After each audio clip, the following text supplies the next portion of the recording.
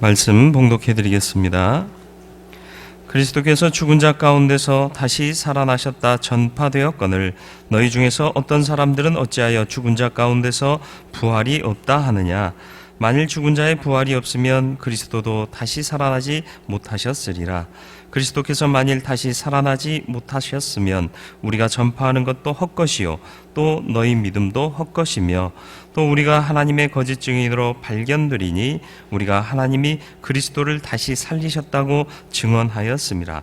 만일 죽은 자가 다시 살아나는 일이 없으면 하나님이 그리스도를 다시 살리지 아니하셨으리라. 만일 죽은 자가 다시 살아나는 일이 없으면 그리스도도 다시 살아나신 일이 없었을 터이요 그리스도께서 다시 살아나신 일이 없으면 너희의 믿음도 헛되고 너희가 여전히 죄 가운데 있을 것이요 또한 그리스도 안에서 잠자는 자도 망하였으리니 만일 그리스도 안에서 우리가 바라는 것이 다만 이 세상의 삶뿐이면 모든 사람 가운데 우리가 더욱 불쌍한 자이리라. 아멘. 이제 원로 목사님 나오셔서 부활엔 과거, 현재, 미래가 있습니다 라는 제목으로 말씀 증거하실 때 큰 은혜 받으시기 바랍니다.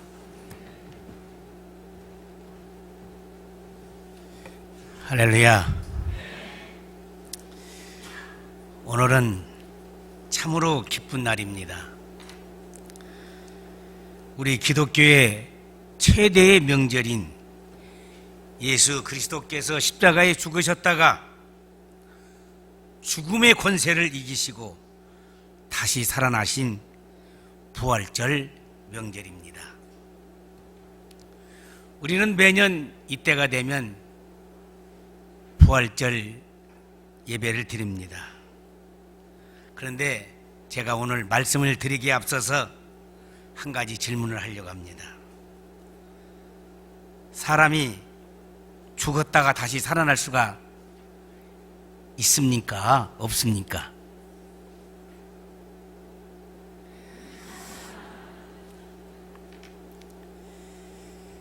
당연히 머뭇거리면서 이 대답을 하지 않을 수가 없을 것입니다. 그러나 분명히 우리에게는 예수님만이 다시 살아나셨다는 이 사실을 우리는 다시 한번 확인하고 확신을 해야 되겠습니다. 미국에서 유명한 조지 몰건이라고 하는 목사님이 매사추세츠에서 목회를 하실 때였습니다. 교회에서는 부활절을 앞두고 선생님들이 어린이들에게 플라스틱 계란을 하나씩 나눠주면서 그 속에 생명을 증명하는 물건을 하나씩 넣어 가져오라고 숙제를 했답니다.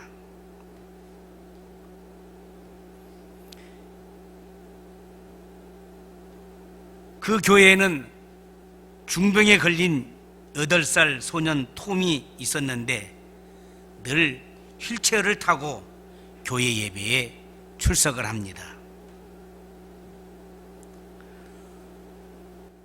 교회로부터 선생님으로부터 숙제를 받은 이 톰은 어떻게 이 숙제를 잘 할 수 있을까 하고 기도를 하고 있었습니다. 많은 아이들은 그 빈 플라스틱 그 계란에 여러 가지의 씨앗이라든가 또는 살아있는 곤충이라든가 식물의 뿌리라든가 여러 가지 생명을 증거할 수 있는 것들을 그 안에 가득하게 넣어 가지고 왔습니다. 그런데 이 톰의 계란에는 텅 비어 있었답니다. 교사가 톰에게 묻습니다. 톰, 계란에 담을 것이 없었구나. 괜찮아 라고 말하자 이 어린아이 톰은 심각한 표정으로 대답을 합니다. 선생님, 그게 아니에요. 저는 철저하게 준비를 잘 해왔습니다 라고 말합니다. 빈 플라스틱 계란은 예수님의 빈 무덤이요, 예수님이 오늘 부활하셨기에 무덤이 비어있지 않습니까? 라고 대답을 했습니다. 교사는 톰의 고백에 큰 충격을 받았습니다. 톰은 진정 부활절의 의미를 가장 정확하게 그리고 잘 이해하고 있었다는 이야기입니다. 이 톰은 불행하게도 10개월 후에 그만 하늘나라로 가고 말았습니다.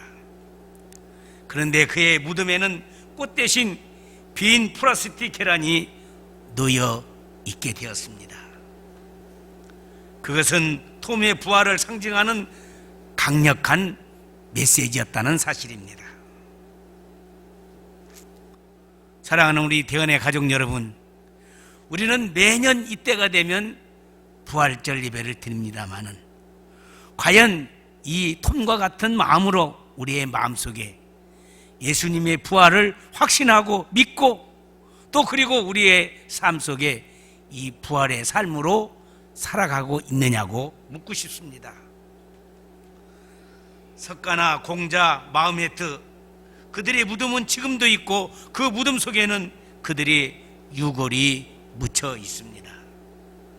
그러나 우리 기독교는 예수님의 무덤이 없다는 것이 특징입니다. 아니, 무덤은 있기는 있지만은 그 무덤은 빈 무덤이요, 열린 무덤이 되고 말았습니다. 기독교는 분명 부활의 종교입니다. 아담이 범죄함으로 인류에게 죽음이 왔으나 하나님은 독생자 예수 그리스도를 제2의 아담으로 이 세상에 보내주셨습니다. 예수님은 인류가 지은 죄를 십자가에 죽게 하시고 3일 만에 부활케 하심으로 인류에게 영생을 주셨고 부활의 소망을 주셨습니다. 그래서 사도 바울은 오늘 말씀에 19절 말씀에 만일 그리스도 안에서 우리가 바라는 것이 다만 이 세상의 삶뿐이면 모든 사람 가운데 우리가 더욱 불쌍한 자이라라 라고 이렇게 말씀하고 있습니다. 여러분, 만일 우리에게 이 부활이 없다고 한다면 바울이 말한 것처럼 이 세상 사람들 가운데 우리 믿는 사람들이 가장 불쌍한 자다, 불행한 자다 이렇게 말하고 있습니다. 그러나 우리에게는 결코 불쌍한 사람이 아닌 줄로 믿습니다. 성경은 예수 그리스도의 부활의 사건이 과거에 한 번 있었던 역사적 사건으로 그치게 하지 아니었습니다. 예수님의 부활을 기점으로 2000년이 넘게 계속적으로 현재적인 사건으로 일어나고 있고 완전한 부활의 날이 있을 미래의 사건으로 우리에게 성경은 증언하고 있다는 사실인 것입니다. 2015년 부활절을 맞이하면서 예수님의 부활에 대한 과거와 그리고 현재와 미래의 부활의 의미가 우리의 신앙 안에 계속 이어져야 한다는 사실인 것입니다. 그 말씀을 오늘 함께 같이 생각해 보자 하는 것입니다. 예수 그리스도의 부활의 사건은 2000년 전인 과거적인 사건입니다. 과거에 예수님이 부활하셨습니다. 예수 그리스도께서 우리를 대신하여 십자가에 못 박혀 대속의 제물로 죽으셨다가 사망 권세를 이기시고 3일 만에 부활하신 이 역사적인 사건은 인류 역사에 있어서 가장 환상적이고 우리에게 가장 기쁜 소식이고 산 소망의 근거가 되는 줄로 믿습니다. 우리 성가대에 이제 부활절 칸탄타 그 내용 전체를 이렇게 제가 이렇게 이제 읽어보면서 듣게 됐는데 정말 환상적인 우리의 성가대였습니다. 왜냐? 그 말씀의 내용이 얼마나 기가 막힙니까? 여러분, 맛있는 식당에 가서 음식을 먹을 때 그 집 모양을 보고 그 음식 맛있다고 얘기합니까? 무너져가는 초가집이라도 그 안에 맛있는 음식은 정말 환상적이라고 우리는 말할 수 있을 것입니다. 교회의 경축일 가운데 가장 큰 명절이라고 말할 수 있는 것은 사실상 부활절입니다. 기독교가 어떻게 시작이 되었습니까? 기독교는 예수님의 부활을 통해서 이 땅에 시작이 되었다는 사실입니다. 우리 기독교의 전에 있었던 종교를 우리는 흔히 유대교라고 말합니다. 우리 기독교의 모태라고 말하면은 우리는 유대교를 말할 수 있습니다. 그런데 유대교도 분명히 부활을 말하고 있습니다. 그렇지만은 그대로 지금도 유대교는 계속되고 있습니다. 안식일을 그들은 지킵니다. 그런데 우리 기독교는 안식일을 지키는 것이 아니라 초대교회 예수님의 부활을 통해서 부활의 환상과 기쁨이 그들의 가슴 속에 벅차났기 때문에 안식일이 바꿔져서 주일로 변화가 됐다는 사실인 것입니다. 고린도전서 15장 22절의 말씀을 보게 되면 아담 안에서 모든 사람이 죽은 것 같이 그리스도 안에서 모든 사람이 삶을 얻으리라 라고 이렇게 말씀하고 있는데, 우리는 분명코 우리의 기독교의 모태인 유대교에서 새로운 변화가 우리 기독교를 통해서 이루어지고 있다는 사실인 것입니다. 그래서 우리는 그리스도 안에서 모든 삶이 이루어지게 된다는 사실인 것입니다. 베드로 사도는 베드로전서 1장 3절 말씀 보니까 예수 그리스도를 죽은 자 가운데서 부활케 하심으로 말미암아 우리를 거듭나게 하사 산 소망이 있게 하였다라고 말하고 있습니다. 여기 산 소망이라고 하는 말은 무슨 말입니까? 죽은 소망도 있다는 말입니다. 여러분, 사람들이 이 세상을 살아가는 삶 가운데 보면 죽은 소망을 가지고 살아가는 사람들이 얼마나 많습니까? 어쩌면은 우리가 이 세상에서 성공하기 위해서, 출세하기 위해서 부단한 노력을 다하지 않습니까? 그것들이 과연 산 소망이 될 수가 있습니까? 때로는 죽은 소망이 되기도 합니다. 그래서 실족하고 낙심하고 낭망하고 좌절하고 어떤 이는 한강에서 자살하려는 사람들이 얼마나 많습니까? 그런데 이 예수 그리스도의 부활의 사건은 우리에게 산 소망이 되게 해주셨다는 사실인 것입니다. 또한 고린도전서 15장 20절의 말씀 보니까 그러나 이제 그리스도께서 죽은 자 가운데서 다시 살아나 잠자는 자들의 첫 열매가 됐다 그러고 그랬습니다. 첫 열매가 됐다고 했습니다. 예수님의 부활의 사건은 식물로 말하면 첫 열매가 되신 것입니다. 여러분, 밭에서 열매가 맺어요. 그러면 그 다음에도 그 열매는 계속해서 맺어지게 되는 것입니다. 그렇지 않습니까? 이 나무가 무슨 열매인지는, 무슨 나무인지는 몰라도 만일에 열매를 맺게 되면은 아, 이게 무슨 나무구나 라고 우리가 알 수가 있고, 그 나무에서 맺은 첫 번째 열매를 통해서 계속해서 그 나무에게는 그 열매가 맺어지게 된다는 사실인 것입니다. 예수 그리스도의 과거적 부활의 사건은 한 사건으로 그치고 만 것이 아니라 우리에게는 그 부활이 우리에게는 계속해서 연속적으로 이루어지고 있는데, 바로 그것은 두 번째로 예수 그리스도의 부활의 사건은 믿는 자의 현재적 영적 부활이라고 하는 사실인 것입니다.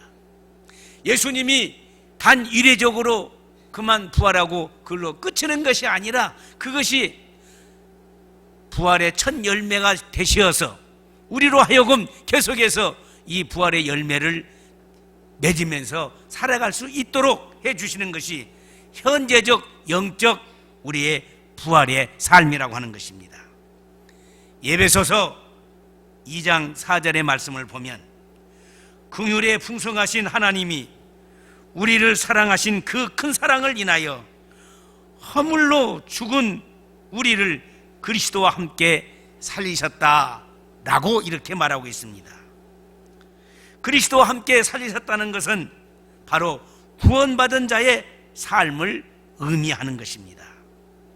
성도의 영혼 속에 그리스도 안에 있는 생명과 똑같은 영생을 우리에게 현재적으로 주셨다는 사실인 것입니다.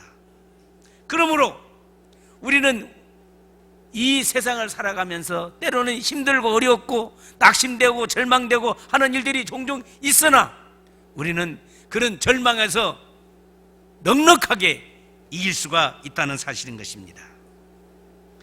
예수님께서 이렇게 말씀하십니다. 내가 살았으므로 너희가 살리라 라고 하셨습니다. 예수님께서 마르다에게 무릇 살아서 나를 믿는 자는 영원히 죽지 아니하리니 이것을 네가 믿느냐라고 물으신 것은 그 영혼이 현재적으로 부활하여 영생할 것을 의미하는 말씀이 되는 것입니다.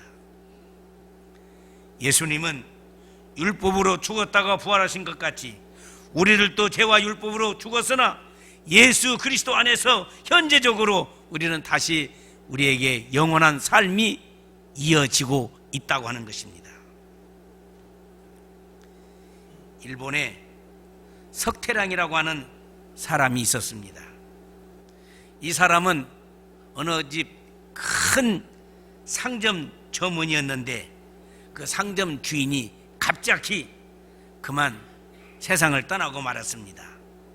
그러자 이 석태량은 나쁜 마음을 먹고 밤에 여주인의 방에 들어가 그 여주인을 겁탈하고 그 일이 발각되어 봐서 살인하고 그리고 불을 질러서 화재로 사망한 것처럼 완전 위장을 했던 것입니다. 그러나 모든 사실이 밝혀지고 그는 이제 감옥에 들어가서 사형을 받고 감옥에서 죽은 것과 다름없는 절망의 나날을 보내고 있을 때에 어느 끈질긴 목사님의 전도로 이 석태랭이가 예수를 믿게 되었고 그리고 변화되어서 구원받은 성도가 되었습니다. 그는 매일 찬송하며 감사의 생활하는 모범 제수가 되었습니다. 그 후 석태량은 모든 제수들에게 가만을 끼치고 전도하는 모범된 생활을 하면서 특사에 특사를 거듭하고 사형에서 무기형으로, 무기에서 단기로, 그리고 또 특사로 마침내 석방을 하고 출소를 하게 되었던 것입니다. 그런데 이 석태량은 자원해서 감옥에서 출소하지 않겠다고 하고 20년 동안을 희생적인 봉사의 생활을 하면서 전도하다가 마침내 훌륭한 모습으로 세상을 떠나게 되었다는 것입니다. 악하고 악랄한 이 사람도 예수 그리스도를 믿음으로 말미암아 변화가 되고 새 사람이 되었습니다. 믿는 사람을 잡아 가두고 죽이던 박해자 사울도 다메섹 도상에서 다시 사신 예수님을 만나고 변화되자 죽기까지 저는 주님을 증거한 순교자 바울이 됐다는 사실을 우리는 성경에서 잘 알고 있습니다. 요한복음 5장 24절로 25절의 말씀 보니까 내가 진실로 진실로 너희에게 이르노니 내 말을 듣고 또 나 보내신 이를 믿는 자는 영생을 얻었고 심판에 이르지 아니하나니 사망에서 생명으로 옮겼느니라. 진실로 진실로 너희에게 이르노니 죽은 자들이 하나님의 아들의 음성을 들을 때가 오나니 곧 이때라. 듣는 자는 살아나리라 라고 말씀하고 있습니다. 요한복음 11장 25절의 말씀 보면 예수께서 가라사대 나는 부활이요 생명이니 나를 믿는 자는 죽어도 살겠고 무릇 살아서 나를 믿는 자는 영원히 죽지 아니니 이것을 내가 믿느냐라고 말씀하십니다. 예수 그리스도의 부활의 사건은 지금 예수님을 내 마음속에 모시고 믿는 자는 그 영혼이 살아난 줄로 믿습니다. 바로 이것이 예수님의 현재적인 부활의 사건인 것입니다. 그러므로 예수의 부활을 믿는 자는 현재적인 부활의 삶을 우리는 당연히 마땅히 우리는 살아가야 될 줄로 믿습니다. 마지막으로 세 번째로는 예수 그리스도의 부활의 사건은 미래적 우리의 몸의 부활이라고 하는 사실인 것입니다. 예수 믿는 사람들도 언젠가는 우리는 이 세상을 떠날 때가 오게 될 것입니다. 아니, 우리뿐만 아니라 세상에 온 모든 사람들은 여러 가지 모습으로 이 땅에서 살다가 죽게 됩니다. 그러나 믿는 자들은 예수님께서 세례하실 때에 성도의 몸이 변화하여 부활하게 된다라고 성경은 말하고 있습니다. 썩은 흙에서 아름다운 꽃이 피어나는 것과 같이 그리스도 안에 있는 우리는 우리의 몸이 썩어져 없어졌다 할지라도 우리의 몸은 예수로 말미암아 다시 우리의 몸이 부활하게 되는 것입니다. 어떤 이들은 예수의 부활을 과거의 사건으로 믿지만 미래의 부활을 믿지 않는 사람이 많습니다. 그래서 부활의 사건을 현실적으로 일어나는 어떤 변화나 또는 계량 정도의로만 그렇게 의미를 부여하는 사람들이 많다는 사실인 것입니다. 이런 신앙은 참된 신앙이 아닌 것입니다. 그러나 부활을 어떻게 믿을 수가 있는가 하는 사람들은 참으로 이 세상을 가장 불행하게 살아가고 있다는 것입니다. 그런데 예수님의 부활의 사건은 거짓되고 허황된 사건이 아니라 2000년 동안 우리 기독교를 통해서 이 부활의 사실을 증명하고 있는데 그 사실을 몇 가지 현상을 통해서 생각해 보고자 합니다. 첫째로 부활의 사건은 자연계를 보아서도 알 수가 있다는 사실입니다. 고린도전서 15장 35절로 37절의 말씀을 보면은 사도 바울이 이렇게 말합니다. 누가 믿기를 죽은 자들이 어떻게 다시 살며 어떠한 몸으로 오느냐 하리니 어리석은 자여 너희 뿌리는 씨가 죽지 않으면 살아나지 못하겠고 라고 이렇게 말하고 있습니다. 우리가 밭에다 씨를 뿌릴 때 그 씨가 그대로 살아있으면 어떻게 됩니까? 다시 그 씨가 성장할 수 없고 다시 태어날 수가 없는 것입니다. 죽어서 태어날 때 새로운 것으로 만들어지게 되는 것입니다. 고린도전서 15장 42절로 44절의 말씀 보면 이렇게 말합니다. 죽은 자의 부활도 이와 같으니 썩을 것으로 심고 썩지 아니할 것으로 다시 살며 욕된 것으로 심고 영광스러운 것으로 다시 살며 약한 것으로 심고 강한 것으로 다시 살며 육의 몸으로 심고 신령한 몸으로 다시 사나니 육의 몸이 있은즉 또한 신령한 몸이 있느니라 라고 말하고 있습니다. 자연계를 통해서 예수님의 부활을 확증해 주시고 또한 우리들에게 가르쳐 주고 있다는 사실인 것입니다. 마틴 루터라는 유명한 종교개혁자가 있지 않습니까? 그가 이런 말을 했습니다.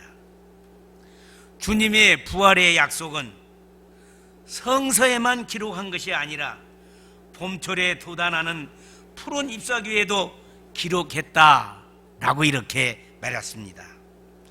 겨울 동안에 잎이 다 떨어지고 앙생한튼 가지에 보면 요즘 새순이 돋아나고 잎이 피는 것을 볼 때에 우리는 다시 한번 하나님의 부활의 약속을 믿을 수 있더라고 우리는 다시 한번 우리의 신앙을 재점검을 해야 할 것입니다.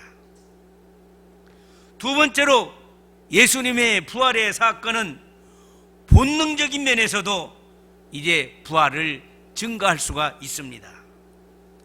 본능이란 말이 뭡니까?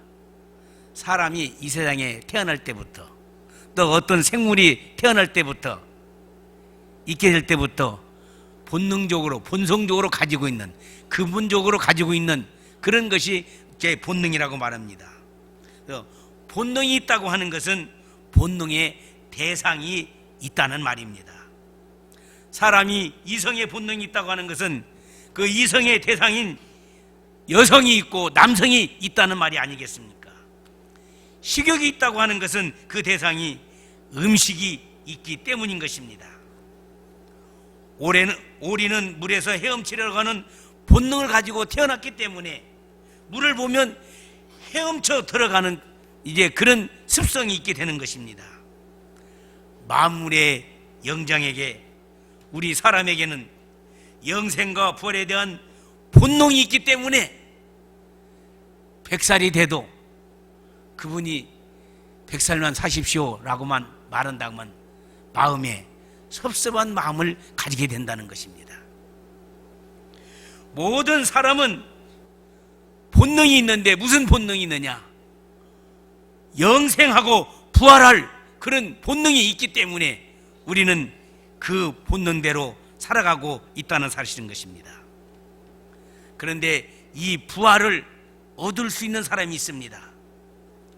앞서 말씀을 드린 것처럼 고린도전서 15장 31절에 보니까 바울은 나는 날마다 죽노라 라고 했습니다. 부활 신앙은 내가 죽지 않으면 소유할 수가 없다는 사실인 것입니다. 이것이 부활의 신앙을 가진 사람들의 삶의 근거가 된다고 하는 것입니다. 여러분, 솔개라고 하는 조류가에 있는 이 새는 평균 24년을 산다는데 그 중에 오래 사는 솔개가 있다는데 70년을 사는 솔개가 있답니다. 근데 어떤 솔개들은 보통 24년이면 다 그 생이 끝나고 마는데 어떤 솔개는 70년을 사는 솔개가 있다는 것이 참으로 이제 대단히 이제 여러분 생각이 어떻게 들어집니까? 그런데 이 솔개가 40년쯤 됐을 때에 아주 매우 고통스럽고 중요한 결심을 하게 된다는 것입니다. 노화된 발톱, 길게 구부러진 주둥으리, 그리고 짙고 두터워진 깃털, 이런 것들을 다시 한번 다 제거를 시킨다는 것입니다. 어떻게 제거를 시키느냐? 산 높이 올라가서 처절한 수행을 시작을 하게 된다는데 먼저 자기의 그 낡은 부리를 바위에다가 막 찢는다는 것입니다. 그러면 어떻게 되겠습니까? 그 부리가 다 부서지고 말 거 아닙니까? 그래서 그 부리가 다 빠지고 만다는 것입니다. 낡은 부리가 빠진 그 자리에는 서서히 새 부리가 돋아나기 시작한다는 것입니다.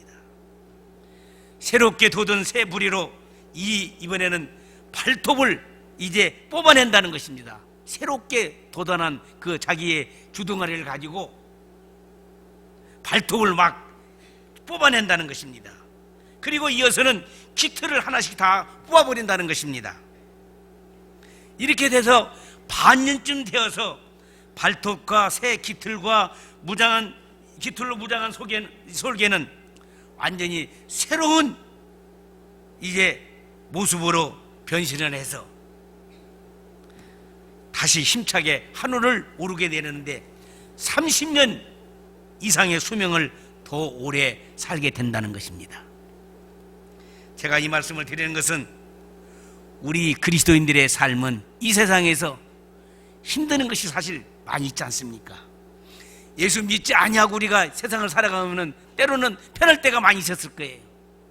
그런데 힘들지라도 이 솔개와 같이 낡은 부리, 낡은 발톱, 낡은 깃털을 다 뽑아버리는 것처럼 우리의 세상적인 모든 욕심과 세상적인 모든 것들을 다 십자가에 못 박아 버리고 그리스도로 말미암아 새로운 삶을 살아가게 되면은 우리의 삶은 새로운 영광의 부활의 날이 오게 될 줄로 믿습니다. 우리 한국에 주기철 목사님이라는 분이 계셨지 않습니까? 그분이 1943년에 옥중에에서 순교를 하셨습니다. 그는 감옥에서 날마다 이렇게 같은 기도를 하셨답니다. 죽음의 권세를 이기게 하옵소서. 죽음의 권세를 이기게 하옵소서. 죽음 때문에 배신하고 다시 나오는 사람들이, 감옥에 있다가 나오는 사람들이 있는데, 주기철 목사는 모든 고통을 극복하고 의를 위해서, 예수 그리스도를 위해서 죽을 수 있었기 때문에, 그는 마침내 부활의 신앙을 가졌기 때문에 부활 신앙으로 그는 마침내 그 감옥에서 순교를 하게 됐다는 사실인 것입니다. 이런 말이 있습니다. 소크라테스는 철학을 남기고 아리스토텔레스는 과학을 남겼으며 예수는 영원한 생명을 남겼다라고 그렇게 말한답니다. 인류에게 주어진 가장 위대한 유산은 하나님의 아들 예수 그리스도가 남기신 이 부활의 놀라우신 영원한 생명을 우리에게 주셨다는 사실인 것입니다. 오늘 뜻깊은 부활절을 맞이하면서 부활 신앙으로 활기차게 우리의 삶을 살아가면서 하나님께 영광을 돌리며 주님께서 우리에게 부탁하신 천국 복음의 부활 신앙을 모든 사람들에게 증거하면서 잘했다 칭찬받을 수 있도록 최선의 우리의 신앙을 경주하며 마지막 승리의 멸관을 받을 수 있는 우리 대은의 모든 성도들이 되시기를 주의 이름으로 축원합니다. 기도하겠습니다. 부활의 영광의 환상적인 축복을 주신 것을 감사를 드립니다.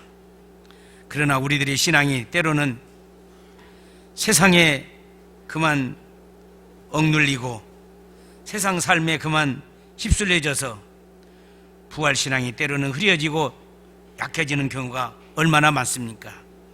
주님, 다시 한번 오늘 주님의 부활절을 맞이하면서 우리에게 영원한 이 부활의 소망으로 이 악하고 험난한 세상을 믿음으로 늘 승리해 나갈 수 있게 우리를 날마다 새 힘을 허락해 주시고 능력을 베풀어 주옵소서. 우리 대은의 모든 가족들에게 이 부활 신앙으로 날마다 기쁨과 감사함으로 승리의 삶을 살게 하여 주옵소서. 예수님의 이름으로 기도합니다. 아멘.